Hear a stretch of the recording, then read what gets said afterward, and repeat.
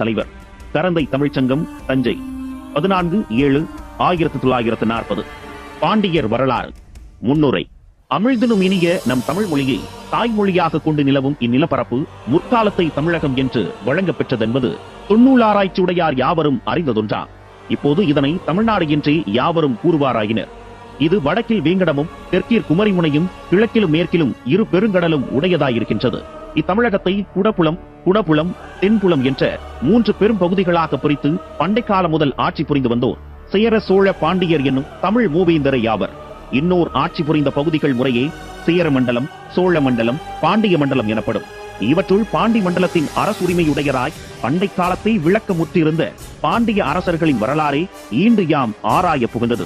இப்பாண்டியர் படைப்பு காலம் தொட்டு மேம்பட்டு வரும் தொல்குடியினர் என்பது அறிஞர்களது கொள்கை.